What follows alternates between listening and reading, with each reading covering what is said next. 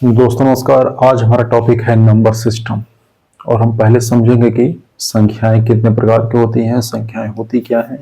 उसके बाद हम प्रश्नों को अच्छे तरीके से हल करेंगे, कॉन्सेप्ट के साथ समझेंगे, ट्रिक के साथ समझेंगे। हालांकि मैथ में कुछ ट्रिक ट्रिक होता है नहीं। मैथ में जो जिसे हम ट्रिक कहते हैं बेसिकली वो हमारा अभ्यास होता है। तो जितना ज़्यादा अभ्यास उतना अच्छा ट्रिक। आइए देखते हैं। पहली जो संख्या होती है उसे हम लोग कहते हैं नेचुरल नंबर। नेचुरल नंबर्स मतलब प्राकृतिक संख्या। क्या कहते हैं? प्राकृतिक संख्या। तो ऐसी संख्याएं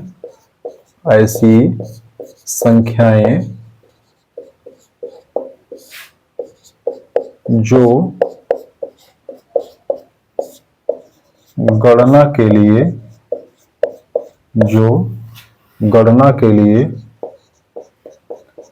प्रयोग की जाती हैं। मतलब ऐसी संख्याएं, नेचुरल नंबर क्या है? तो नेचुरल नंबर क्या है? ऐसी संख्याएं, ऐसे नंबर्स जिनका प्रयोग हम काउंटिंग के लिए करते हैं, गिनने के लिए करते हैं, गणना के लिए करते हैं। तो ऐसी संख्याओं को हम कहते हैं नेचुरल नंबर।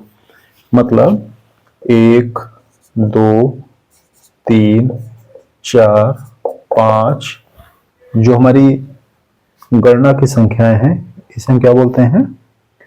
Natural number. तो यहां से प्रश्न ये भी पूछा जा सकता है कि सबसे छोटी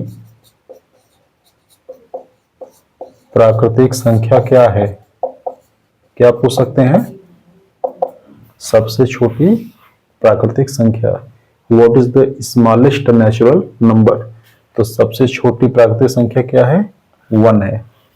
ठीक है, एक प्रश्न यहां से यह पूछा जा सकता है। दूसरा प्रश्न यह पूछा जा सकता है कि 0 ये नेचुरल नंबर है कि नहीं है? तो नहीं है, 0 नेचुरल नंबर नहीं है। सबसे छोटा नेचुरल नंबर क्या है? सबसे छोटा नेचुरल नंबर 1 है। ठीक, इस बात को अच्छे तरीके से समझ लेंगे। आइए अगला देखते हैं।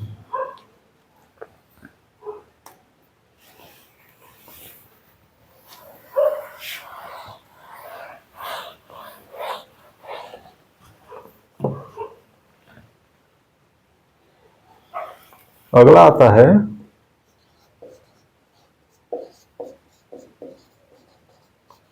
Whole numbers. इसे हम लोग कहते हैं पूर्ण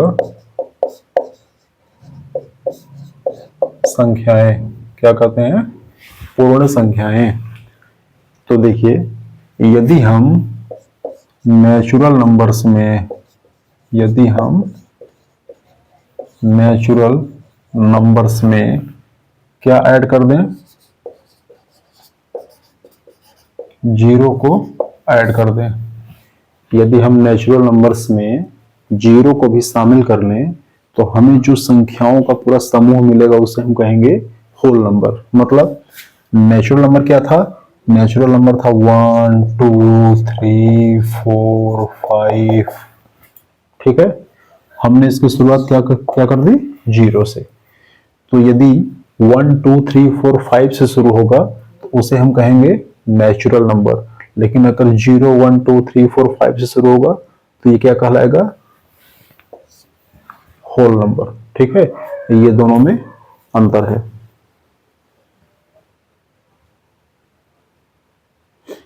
ठीक,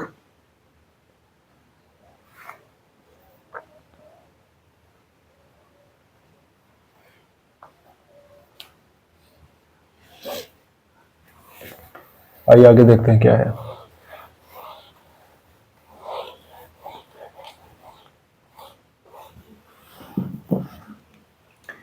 एक संख्या होता है जिसे हम लोग कहते हैं इंटीजर। मतलब पूर्णांक। ठीक है, तो पूर्णांक होते हैं 3 प्रकार के। धन पूर्णांक, और क्या होगा? ऋण पूर्णांक और एक होता है शून्य पूर्णांक। क्या होता है? शून्य पूर्णांक। मतलब पॉजिटिव इंटीजर, दूसरा नेगेटिव इंटीजर और तीसरा जीरो इंटीजर। तो पॉजिटिव इंटीजर क्या होगा? +1, +2, +3 अनंत तक। नेगेटिव इंटीजर क्या होगा? -1, -2, -3, -4 कहाँ तक? अनंत तक। और जीरो इंटीजर क्या होगा? इसमें केवल जीरो होगा। तो यहां से आपसे यह पूछा जा सकता है कि भैया बताओ, जीरो वो पॉजिटिव इंटीजर है कि नेगेटिव इंटीजर है? तो देखो भाई, जीरो ना तो पॉजिटिव है ना तो नेगेटिव है। और समझ आ रही है? जीरो ना तो धन पूर्णांक है ना तो ऋण पूर्णांक है, ऐसे समझो। ठीक है, अगला देखो।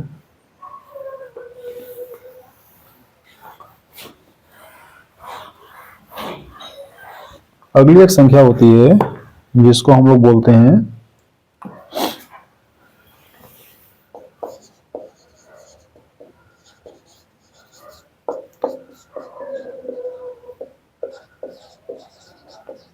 रेशनल नंबर्स, मतलब परिमेय संख्याएं। रेशनल नंबर्स, देखो परिमेय संख्या हम किसे कहते हैं? ऐसी संख्या, ऐसी संख्या जिसे हम P/Q के रूप में लिख सकें। तो ऐसी संख्या जिसे हम P/Q के रूप में लिख सकें, मतलब देखो भाई, P/Q, मतलब ऐसी संख्या जिसे हम अंश और हर के रूप में लिख सकें। लेकिन शर्त क्या है? शर्त यह है कि Q ये शून्य नहीं होना चाहिए। मतलब ऐसी संख्या जिसे हम अंश और हर के रूप में लिख सके, लेकिन हर का मान शून्य नहीं होना चाहिए। मतलब 1/0 ऐसा नहीं हो सकता, क्योंकि यहाँ हर की वैल्यू क्या है? शून्य है। ठीक है, तो यदि ऐसा लिखा है तो इसे हम रेशनल नंबर नहीं बोलेंगे, परिमेय संख्या नहीं बोलेंगे। अब देखो, मान लीजिए 3/4 है, तो ये P/Q है, और ये जो Q है, मतलब जो 4 है, ये 0 के इक्विवेलेंट तो है नहीं, ये शून्य तो है नहीं। ठीक है, तो ये क्या है? ये रेशनल नंबर है। मान लीजिए 12 लिखा हुआ है, आप कहेंगे यहाँ तो P/Q है ही नहीं, तो इसके बटे 1 लिख सकते हैं। 12 को 12/1 लिखा जा सकता है। तो ये P और ये क्या हो गया? Q, और ये शून्य के बराबर नहीं है, 1 है। ठीक है ना? तो इस तरीके से, तो जो संख्या P/Q के फॉर्म में हम लिख सके और Q नॉट इक्वल टू 0 हो, उसे हम बोलेंगे रेशनल नंबर, परिमेय संख्या। और जिस संख्या को हम P/Q के फॉर्म में, P/Q के रूप में न लिख पाए, उसे हम कहेंगे अपरिमेय संख्या, इरेशनल नंबर। Okay, clear? बहुत बढ़िया।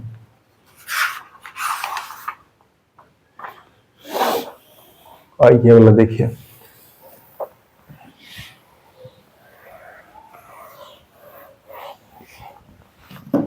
अगला है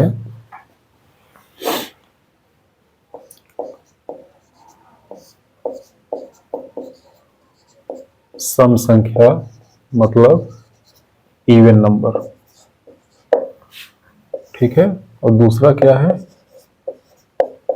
दूसरा है विषम संख्या, मतलब ऑड नंबर। सम संख्या किसे कहते हैं, विषम संख्या किसे कहते हैं? तो ऐसी संख्या जो, ऐसी संख्या जो 2 से पूरी तरह विभाजित हो उसे हम कहेंगे सम संख्या। तो ऐसी संख्या जो 2 से पूरी तरह विभाजित हो उसे हम कहेंगे सम संख्या। ठीक है। पहचानने का तरीका, जिस संख्या के इकाई का अंक 2, 4, 6, 8 और 0 हो उसे हम कहेंगे सम संख्या। ठीक है। जैसे 10 इकाई का अंक क्या है? 0 है, ये सम संख्या है। 52 इकाई का अंक क्या है? 2 है, ये सम संख्या है। 64 इकाई का अंक क्या है? 4 है, ये सम संख्या है। ठीक है। और आप इसमें 2 से भाग देंगे अगर, तो यह 2 से पूरी तरीके से विभाजित हो जाएगा। पूरी तरह से विभाजित होने का मतलब यह है कि भाग देने पे शेषफल 0 आए, कुछ भी शेषफल नहीं बचना चाहिए। क्लियर? आइए देखते हैं विषम संख्या क्या होती है। तो ऐसी संख्या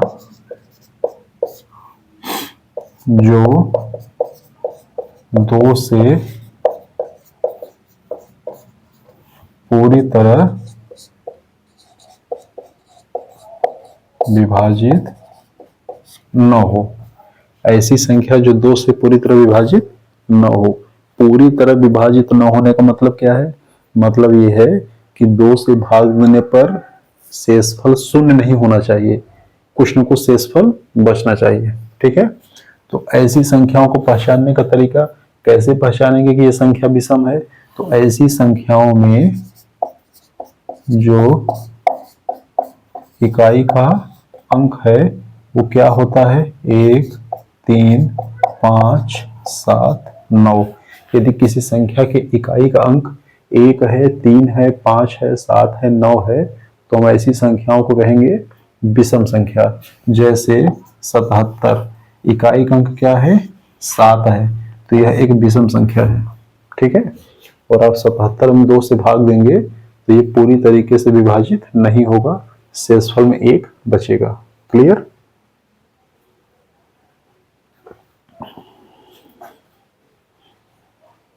तो उम्मीद है कि आप इसको अच्छे से समझ गए होंगे। आइए अगला देखते हैं।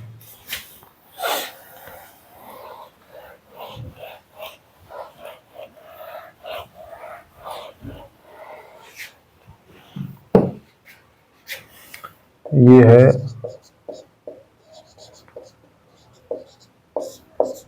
अभाज्य संख्या, इसे हम बोलते हैं प्राइम नंबर, और इसे बोलते हैं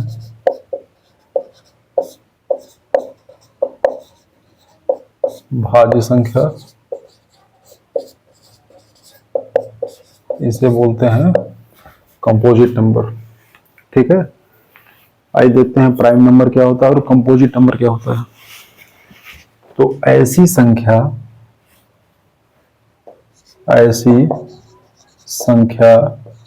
जो केवल 1 से तथा स्वयं से विभाजित हो उसे हम कहेंगे अभाज्य संख्या। उसे हम क्या कहेंगे? Prime number. तो ऐसी संख्या जो केवल 1 से विभाजित हो तथा स्वयं से विभाजित हो उसे हम क्या कहेंगे? उसे हम कहेंगे प्राइम नंबर। ठीक। आइए देखते हैं। जैसे मान लीजिए 5 है, क्या है? 5। तो 5 विभाजित होगा या तो 1 से होगा या तो 5 से होगा। इन दोनों के अतिरिक्त 5 अन्य किसी से विभाजित नहीं होगा।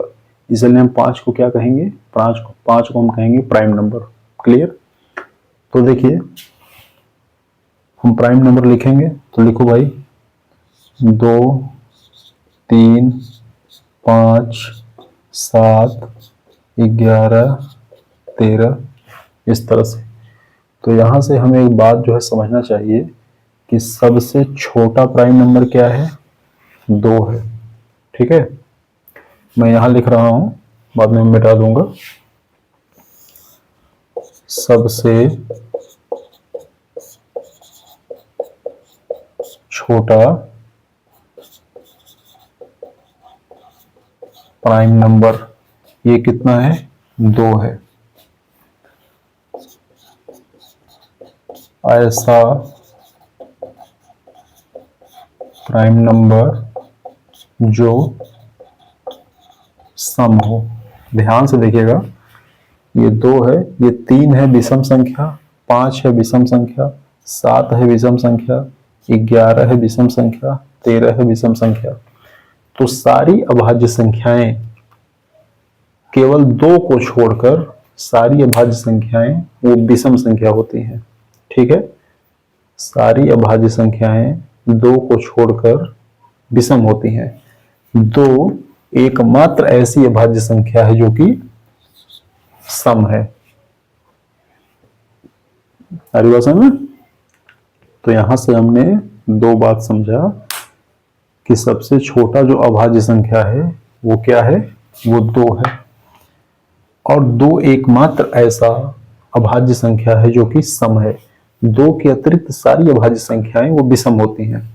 यहां से एक बात और हमको जो है समझना चाहिए, एग्जाम में बहुत सारा क्वेश्चन पूछता है, एक क्या है, एक क्या है। तो एक जो है वो प्राइम नंबर नहीं है, एक प्राइम नंबर नहीं है। ठीक है, चलिए आइए अगला देखिए। ये हमने देखा अभाज्य संख्या के बारे में।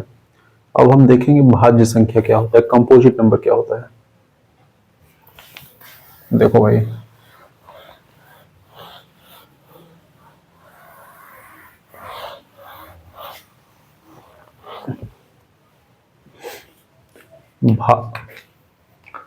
प्राइम नंबर में आपको मैंने बताया कि ऐसा नंबर जो 1 से डिवाइड हो और स्वयं से डिवाइड हो। भाज्य संख्या कंपोजिट नंबर क्या है, तो वह संख्या जो एक तथा स्वयं के अतिरिक्त, एक से और स्वयं से तो विभाज्य हो ही, उससे तो होगा ही, जो एक तथा स्वयं के अतिरिक्त किसी अन्य संख्या से भी विभाजित हो। वह संख्या जो एक तथा स्वयं के अतिरिक्त किसी अन्य संख्या से भी विभाजित हो। जैसे अगर मैं यहां पर ले लूं 4, तो 4 1 से विभाजित तो होगा ही, 4 से भी विभाजित होगा, इसके साथ साथ यह 2 से भी विभाजित होगा। तो हम देख रहे हैं कि 4 1 से तो विभाजित हो ही रहा है, 4 से तो हो ही रहा है, यह 2 से भी हो रहा है। तो हम कहेंगे 4 क्या है, 4 कंपोजिट नंबर है। 4 क्या है, कंपोजिट नंबर। इसी तरीके से 16 1 से कटेगा, 16 से कटेगा, 2 से भी कटेगा, 4 से भी कटेगा, 8 से भी कटेगा। तो हम देख रहे हैं कि 16 जो है बहुत सारी संख्याओं से कट रहा है। तो 16 क्या है, 16 भी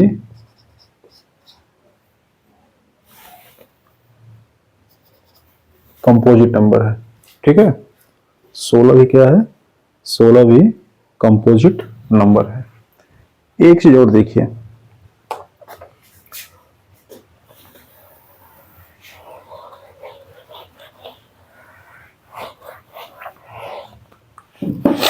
देखिए भाई, इधर लिखिए प्राइम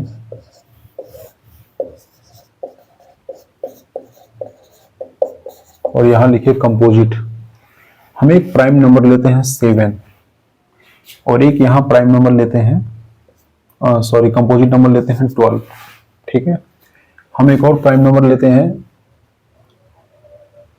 11। यहाँ एक और कंपोजिट नंबर लेते हैं 14। तो देखो 11 किससे डिवाइड होगा? 1 से और 11 से। 7 किससे डिवाइड होगा? 1 से और 7 से। 12 किससे डिवाइड होगा? 1 से, 12 से,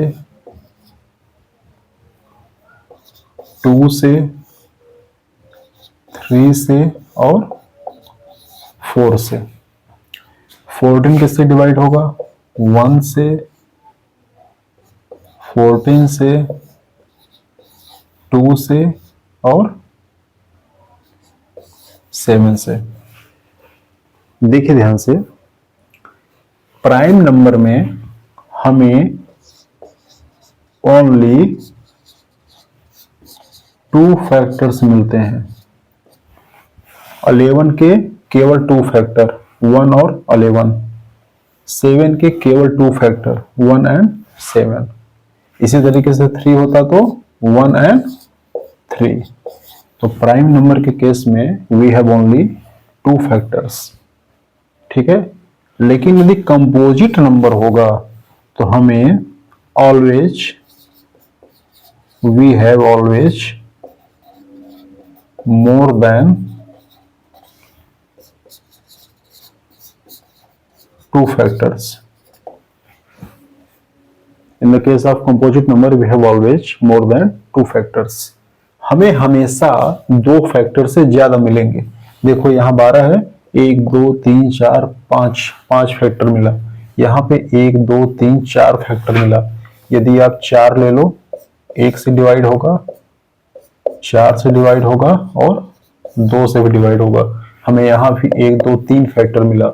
तो कंपोजिट नंबर के केस में we have always more than 2 factors, but in the case of prime number we have only 2 factors. Okay, it is clear? आइए देखते हैं,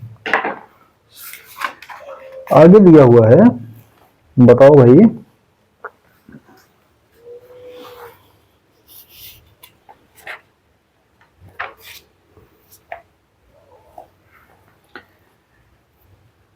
को प्राइम क्या होता है? बड़ा अच्छा कॉन्सेप्ट है। को प्राइम, हमने प्राइम देखा, हमने कंपोजिट देखा, नाउ विल सी को प्राइम।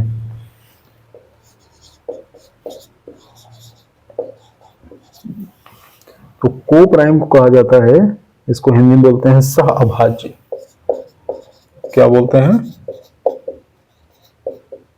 सह अभाज्य। ये क्या होता है देखो,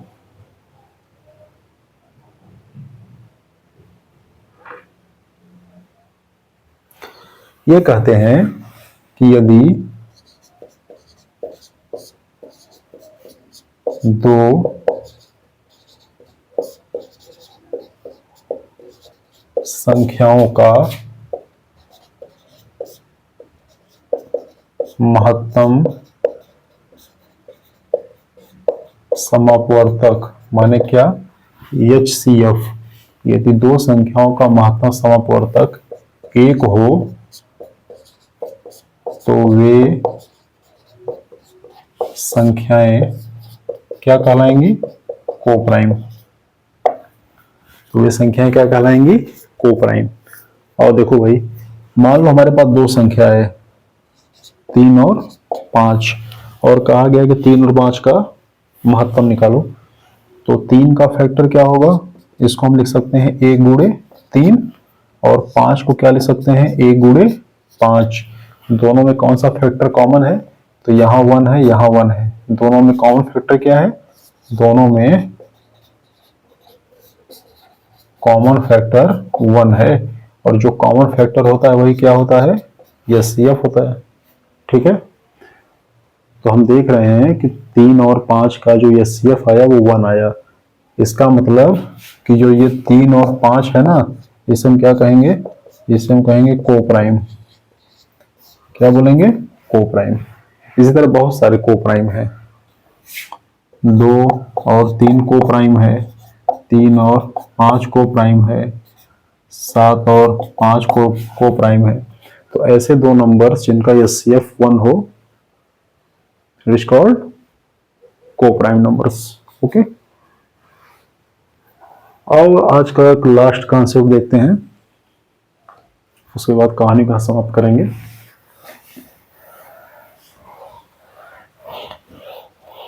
कॉन्सेप्ट है परफेक्ट नंबर।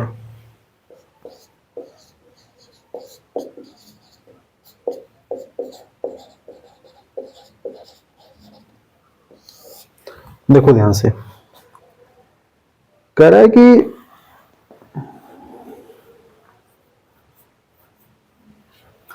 हमें किसी नंबर्स का डिविजर निकालना है। क्या निकालना है? डिविजर।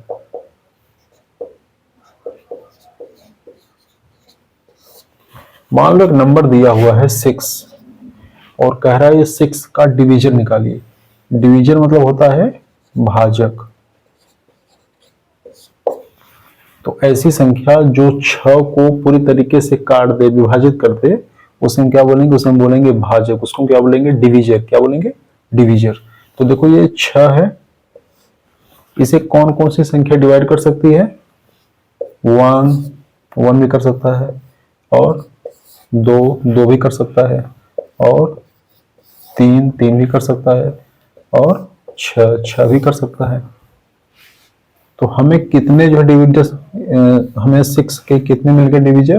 तो हम लिखेंगे डिविजर्स ऑफ 6 आर कितने मिल गए?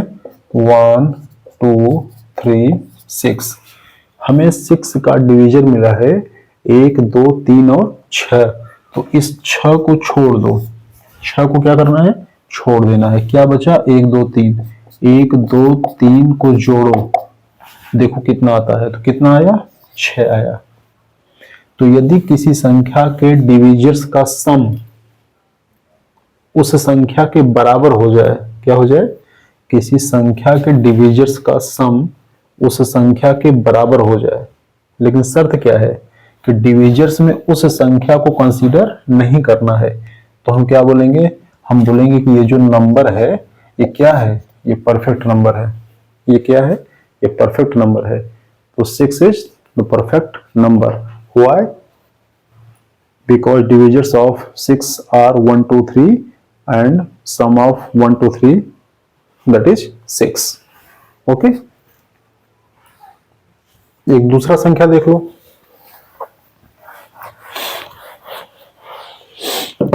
28।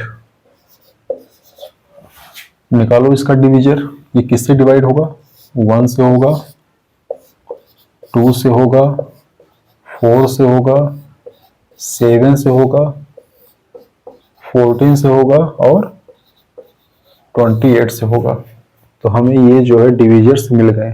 ये किसके डिविजर्स हैं? तो हम लिखेंगे डिविजर्स ऑफ 28। 1 2 4 7 14 एंड 28। इस 28 को छोड़ दो, जो बचे उसको जोड़ो। 1 धन 2 धन 4 धन 7 धन 14। 2 1 3 4 3 7 7 4 11, सॉरी, 2 1 3 4 3 7 7 7 14 14 14 28। तो हम देख रहे हैं यहाँ भी जो डिविजर्स का सम है वो किसके इक्वल आया? वो नंबर्स के इक्वल आया। तो हम क्या बोलेंगे? ये जो 28 है ये क्या है? ये परफेक्ट नंबर है। क्लियर? तो उम्मीद है कि आज के वीडियो में आपको नंबर के बारे में कॉन्सेप्ट समझ में आया होगा। अब हम इस पे बेस्ड कुछ क्वेश्चन लेकर आएंगे नेक्स्ट वीडियो में। तब तक के लिए नमस्कार।